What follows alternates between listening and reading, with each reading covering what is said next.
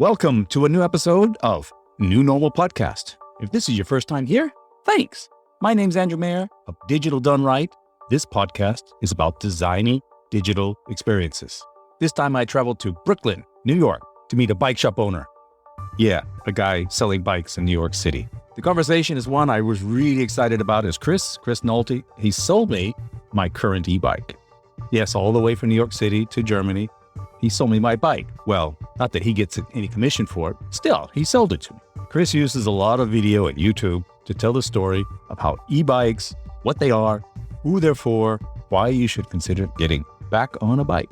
With our backgrounds with bikes being actually very different, our mission is similar: to get people outdoors, enjoying the environment that they're in, and along with the people that they are with.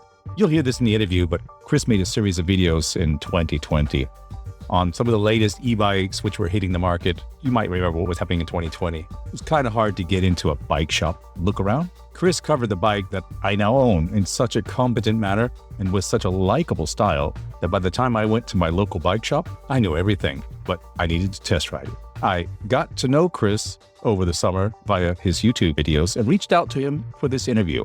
And of course he said, sure, let's do this. So here's that interview from September in an office in the Naval Yards of Brooklyn, New York City.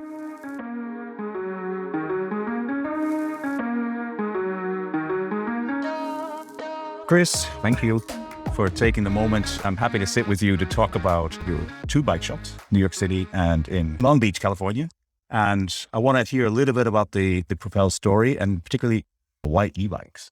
Yeah, for sure. Thanks so much for inviting me on here. I don't do too many podcasts, but I do quite a bit of videos. And so it's cool to have this interaction and not worry about the funny faces. So Propel, why e-bikes? For me, initially, e-bikes was something that just helped me to get out on the bike, get active, get connected to my friends and feel a little less broken because I happened to be a bit broken more so at that time. I was a disabled Iraq war veteran.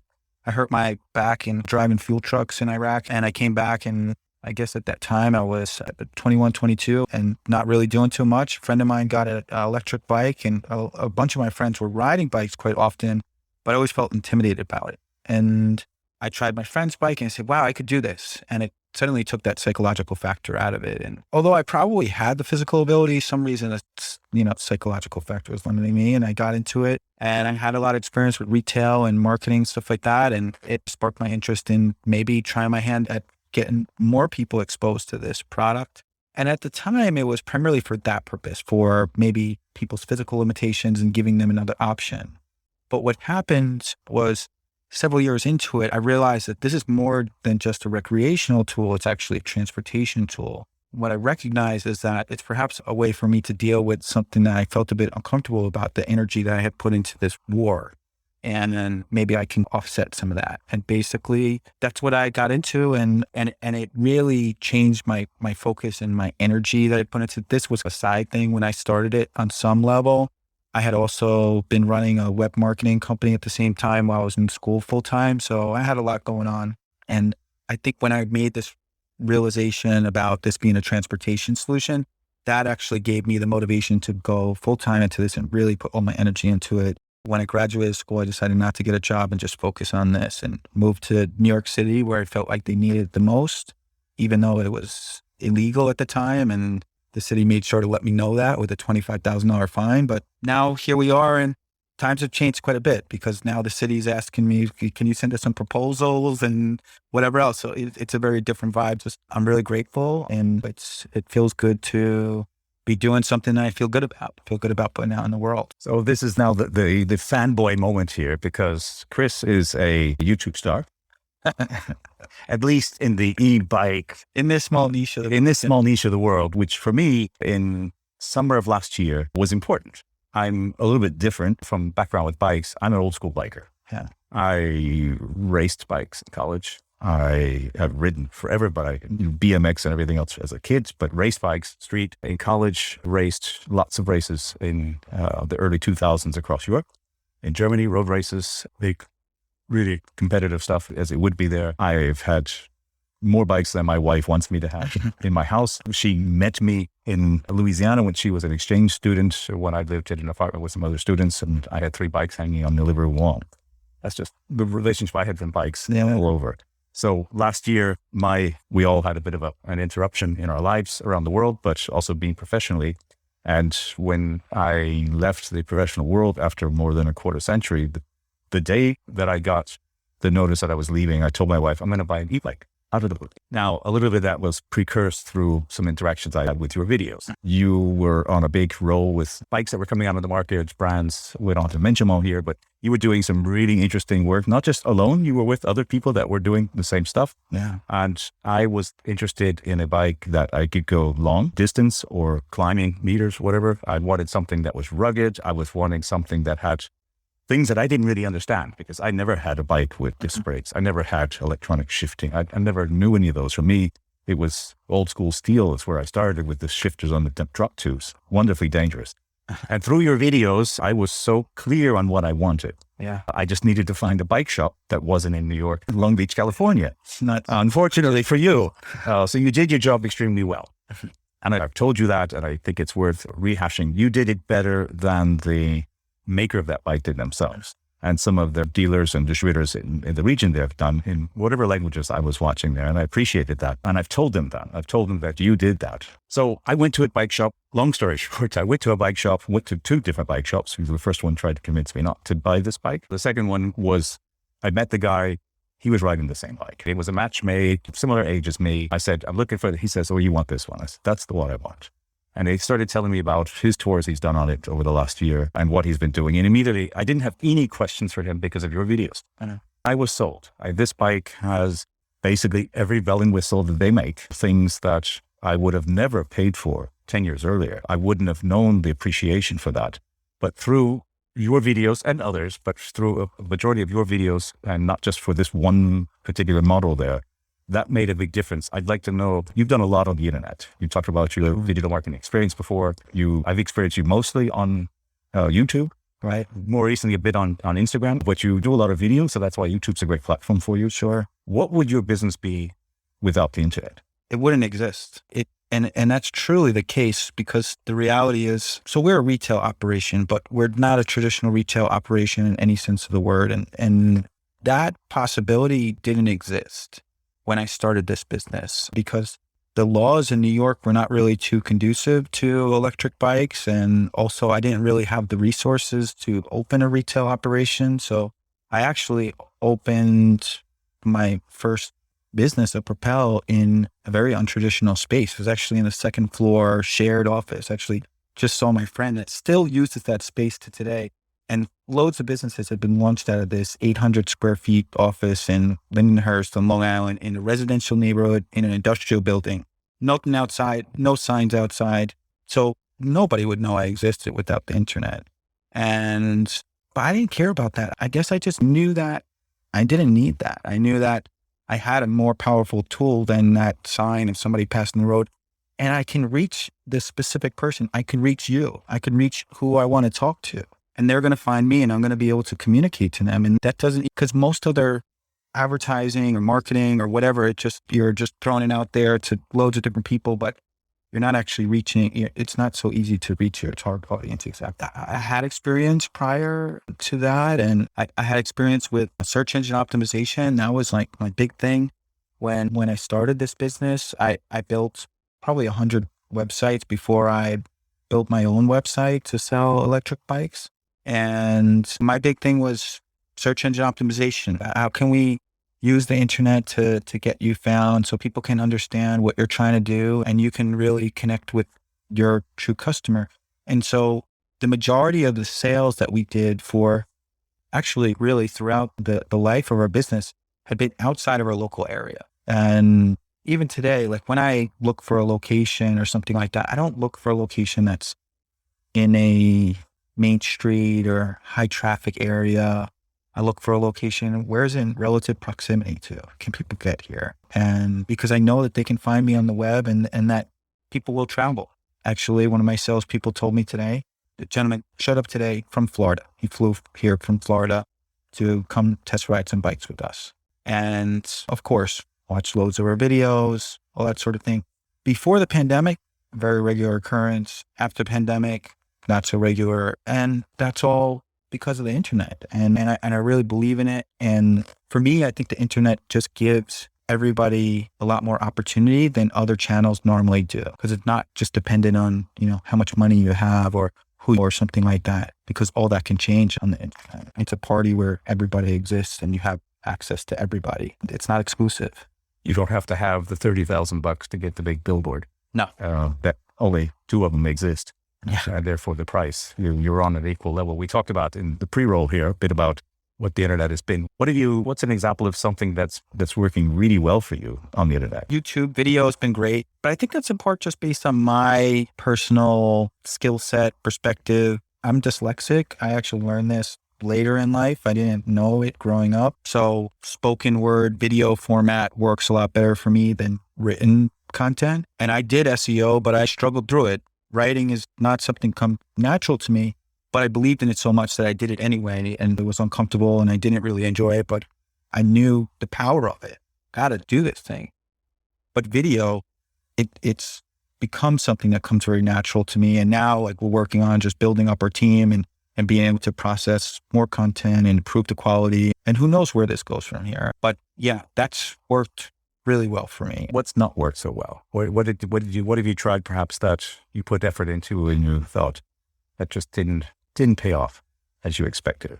For me, I realized, I think like most things in life, things that I'm not passionate about, I'm not going to do that well with. And there's certain things that I recognize that, I'm just not that passionate about. And there's things even on the web, like I'm not that passionate about advertising. I don't like that form of marketing or selling. I don't like the hard sell. I like to help people make an informed decision. And if I could provide that value to somebody, they're going to essentially want to provide that value back to me. I don't have to sell you hard or anything. I don't have to convince you. I don't want to convince anybody. I don't think people need that. I think people need to understand things better and like to understand it from somebody that has experience. So I'll have to put a link in the show notes at this point, because I'm going to talk about something that you can't see obviously on a podcast, but you've put together over the last couple of months a mobile YouTube studio. Which I've seen on the web, and you showed me, which has at least 2 cameras, I believe, on it. You're mic'd up. I've got a gimbal. It's on a cargo bike, for those who might know what a cargo bike, but it's a longer bike that allows you to attach different things to it. It's an interesting idea of being able to use your bike and go out and do what people who cycle do. We're not only talking about professional bikers. There's those delivery people and all that do that, but you're also addressing the casual biker as well. For sure. Because that's a huge market nowadays. New York City, I spent the day pedaling up and down Manhattan and then over to Brooklyn here. And I was amazed how many bikes. I felt like I was on one big university campus the whole time. Yeah. Bikes everywhere, e-bikes everywhere. Crazy kind of e-bikes as well. The bike messenger that I wanted to be in the 70s and 80s of New York City, carrying those fancy legal documents for lots of money back, are now food delivery people on bikes. What's one of the next things you think you want to do? So you've got your mobile video studio. You say video's good for you. It works well. It's also what you're selling. People often need to see. So it's what podcast wouldn't work so well for what you're trying to communicate. You're trying to communicate a lifestyle. Yeah. Change as well. What's some of the next things you're thinking of doing? So you spoke about lifestyle, and I think that, I guess in some ways that's what we're selling, if I could use that word. And I'm not really trying to sell it. I'm trying to introduce people to it, trying to help people understand it, just as we do with the bikes. And I think that's the idea behind this like rolling video rig sort of thing, because there's a lot of elements to biking that people don't actually understand, and you can't understand it unless you are actually riding the bike. But the closest you can get there is maybe this filming experience. But the reality is, actually, historically, technology hasn't really existed in such a way that you can actually capture it in a realistic manner, or maybe that technology wasn't accessible. This thing is pretty costly just as it is, and we're using some very high quality cameras and different sort of gimbals and things of that nature. But I think that we have a unique opportunity to share that experience with other people, and I'm excited to do that. And I know that wouldn't necessarily just benefit my customers, but the reality is that my channel in general, it's not really about that. Somebody taught me a long time ago that if you can be the publisher instead of the advertiser, you're in good shape. And that's the idea. So basically what I'm trying to do is just create content that my customers might be interested in, that my community might be interested in, or the people that I'm trying to reach. In order to, at the moment, I should, clarify, at the moment, my YouTube channel is completely subsidized by my business and my sales. And eventually I might look to work with some of our brand partners, perhaps some other new partners that we're not currently working with, to help subsidize some of those costs, because it is pretty costly. And I guess it's the big thing in talking about things that worked and didn't work. And it's been loads of trial and error. And from my side, I didn't want to ask for money or help or anything like that until I could prove that we could do something, which I think we've done at this point. It's been 2 years in, and I think we've had some success. And we're not a massive YouTube channel. We have a pretty good size, and I think we have a pretty good share of the overall market and that we operate. And I think there's a lot of value in that. And I think that we generate a lot of value for a lot of our partners, for the industry, for the overall community, etc. And I think it only makes sense that we actually get some of that value in return. And of course, we get it from people that choose to shop with us and stuff like that. I'd like to do more. I want to make this bigger. I want to see the potential of this, maybe making a TV show or who knows what. I think that there's loads of different possibilities. And if I think about it, when I made that shift around 2014 and I recognized that electric bikes could be this transportation solution that could be more than just a fun thing to do, I kind of recalibrated my mission for the business and my mission in life. And it's really to get people to think about alternative forms of transportation, because that's going to be many benefits to society, reduce dependency on oil, and among that, more connected communities, breaking down some of the barriers which exist and helping us to connect with each other, get to know each other. And I think that there's a lot of benefits to that. So I recalibrated myself, and this is my mission and vision. And what I recognize is that perhaps to some extent, that these videos and this thing that I'm doing, that could actually serve that mission to a greater extent.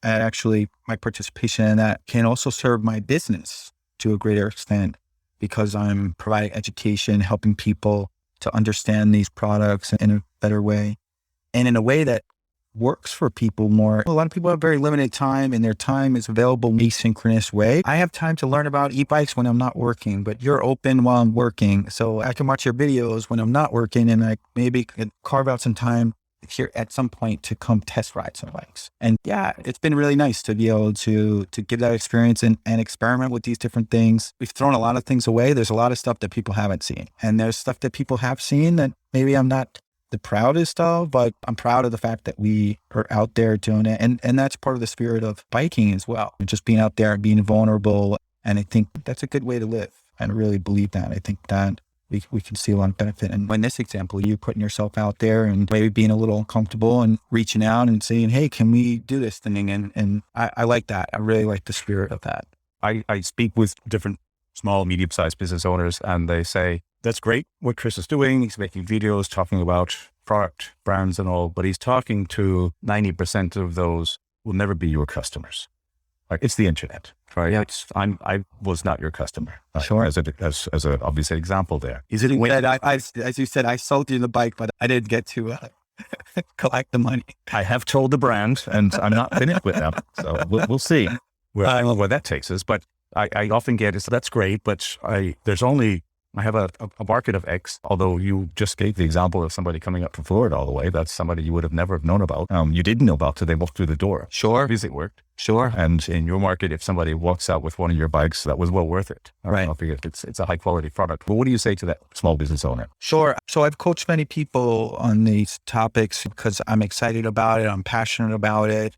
I believe there's an opportunity for people just to be more informed, better educated, better understanding of these different things. And we all have our unique ability to do this in our specific niche. This goes back to this idea of being a publisher, not an advertiser, right? A publisher creates content. They're not trying to specifically market a product. They're just creating things that are interesting to their audience. And an advertiser says, okay, you got the audience. I want to just cut through that and just try to tell them to buy my stuff or introduce them to my brand or whatever the case may be. But I think the idea is actually if you can create a community of people, a group of supporters or people that are interested in these things that you're doing, it's a much more long-term sustainable relationship than, hey, I did a good job. I convinced somebody to buy my product. Listen, plenty of businesses are very successful in doing just that. Many of them probably make more money in the period of time that they've been operating than I have, but I feel that I'm building something that's much more powerful and much more longer lasting. Like I'm trying to build a legacy. I'm trying to build an impact. Actually, that's really what I'm trying. I'm trying to make an impact. I'm not trying to build something. I'm trying to build something because as a result, it will make an impact. So if that's what you believe in, if that's what you want, this is a great way to do it. If it's just purely about making that sale and you're not necessarily like patient to get there, might not be the way to go. I that's one thing. It really takes a lot of patience and it takes a belief in what you're doing. But to share that vision, to share those ideas and share those stories, I think a lot of people want to hear. I can ask you this question directly. Do you feel like I have enough content? Do you feel like we'll ever have enough content? And like you in this specific niche, like you might want to consume it, that there's like more that you'd want to see and different things and that sort of stuff. So this is a novum for my podcast. I've never been asked a question back from one of my guests. So thank you for introducing that. One of the things that I do with my podcast is I travel to my guests. Yeah. I cycle to my guests. Yeah. Today I'm on a city bike, as one can borrow here in New York City. In Europe, around home, I'm often on my own bike. And the point of that is, one, I'm trying to break 20 something years of corporate life behind a desk, airplanes and meeting rooms, and do something good for me, but also show that there's another part to life. Two, I want to show people that I can run a business off of a bicycle. So my podcast gear fits in a pannier on the bike or in a backpack, that I can get around, that I don't have to be dependent on planes and cars. Bikes was always part of my life. And when I had to put a bike away a long time ago, drive the company car, necessity, but it wasn't what I actually wanted to do. So to your content, I think the informational content will always be necessary. It's just, this is the name of the beast, right? The brands bring out, whether it's cars or bicycles or whatever, there's always, or as we had this week, phones, there's always the new product that needs to be highlighted. The customer wants to know the newest, latest, for sure. I think whether that's your channel or others, that's something that you'll figure out. I think, and we've talked about this and I've written comments on some of your posts, the biking lifestyle, and that's what I'm trying to show. It's just, this can be just part of my life. I cycled to Zurich, Switzerland a few weeks ago to interview a handful of people. We were in a fancy outdoor restaurant and I show up with my helmet and bicycle and bike clothes and I wipe down my face before I come to the table, but they know, okay, Andrew's going to come like that. That's what he's doing. And I want to live that and show people this is a real thing. And I think that's something that is missing. Do we look at bikes as being things either kids ride, it's a sporting piece of equipment for mountain biking or road racing, whatever, that it's very utilitarian to get me to university back and forth. But then there's another fourth or maybe a fifth category that's there. It's just part of your life. And I believe part of what Propel is, you sell a lot of cargo bikes. Those are these bikes that are meant to transport product. So you could replace a moderate or a large shopping trip. I've been to China and you can replace your 3 months shopping trip if you're clever. How you load a bike might not be safe, but it's possible.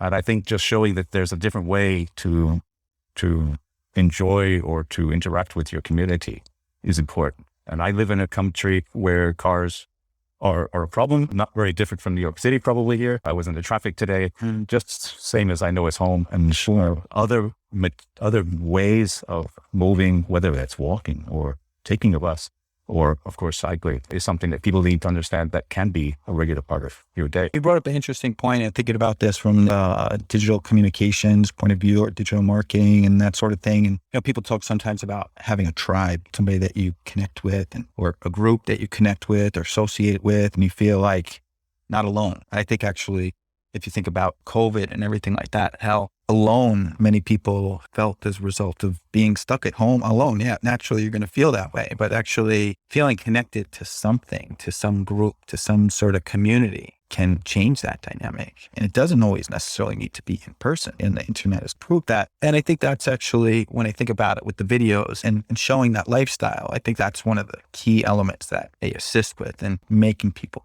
maybe not feel so alone in that. I had this one young mom in Los Angeles who bought a cargo bike to transport her kids. And I was really taken back when she said to me, she was like, are there any Facebook groups or anything like that I can join? Because I really need to connect with some other parents, because it's really frustrating because other parents that are not familiar with this way of life and don't have any understanding or education on this topic criticize me or make me feel weird or uncomfortable about it. And I'd really love to just connect with other people to help them to understand that this is not so crazy. I guess that's part of the vision and the mission behind some of that other sort of content. And it's also just the stories that I like to tell. And I'm really grateful for that opportunity to share those stories. And yeah, I think it's so valuable and important. I'm just excited to be able to just be part of that. And the fact that could be beneficial as our like marketing strategy or whatever. And when I get to do that, that's awesome. But the reality is I only afforded myself that opportunity after putting some effort in beforehand. So I have one single question I ask all of my guests. Yeah. And what does innovation mean to you? So innovation, I think it's critical. The only thing that's constant is change. Innovation is changing for the better. I mean, one thing talking about this whole experience and everything like that, I think the critical thing is to recognize you're never going to be perfect. And you got to just put yourself out there and be vulnerable. And people appreciate that. People connect with that. And that's what people connect most with today on the internet. That old school, highly edited corporate video might have worked in the past, but the reality is people want realness today. There's a deficit of it. Yeah, I think you can show yourself innovating in public and people are comfortable with that. They're okay with that and don't be ashamed of it. And that's what I'm trying to do. Like, I'm experimenting with different things. It's experimentation and continuing to try new things and okay, this works better. We're going to do that. And technology, I think, makes all that stuff available and just much quicker to implement and iterate over. Yeah, I'm really grateful for the experiences to experiment with that and for people to be understanding when things don't work perfectly and say, okay, we're going to innovate on that. Yeah, that's it.